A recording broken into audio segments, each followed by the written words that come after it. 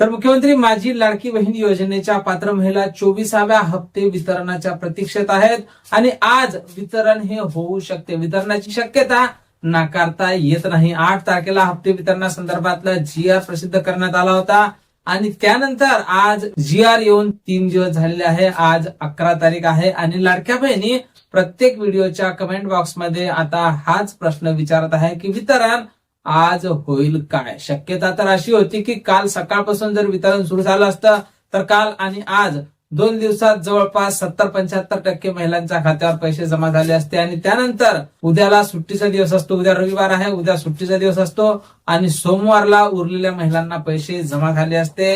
तर जवळपास 13-14 तारखेपर्यंत सर्व महिलांच्या खात्यावर हे पैसे जमा झाले असते. पण लाडक्या बहिणींसाठी सध्याच्या घडीची दिलासादायक बातमी समोर येत आहे. कुठल्याही क्षणी हप्ते वितरणाला सुरुवात ही होऊ शकते. अधिकृतपणे जरी या संदर्भात कुठेही माहिती समोर आलेली नाही. आज जरी शनिवार असला तरी सुद्धा आज शासकीय सुट्टीचा दिवस नाही, त्यामुळे आज वितरण होण्याची शक्यता ही नाकारता येत नाही. कारण या अगोदर आपण बऱ्याच वेळा पाहिलेलं आहे की रविवारला सुद्धा वितरण झालेलं आहे. त्यामुळे आज तरी वितरणाची शक्यता ही नाकारता येत नाही आणि आज जर वितरण झालं नाही तर मग निश्चितच सोमवारला वितरणाचे खूप जास्त चान्स असणार आहे. सोमवारपासून शुक्रवारपर्यंत सर्व पात्र महिलांच्या खात्यावर या हप्त्याचं वितरण होणार आहे. या हप्त्याच्या वितरणासंदर्भात आम्ही वरिष्ठांकडून वारंवार माहिती घेण्याचा प्रयत्न करत आहोत.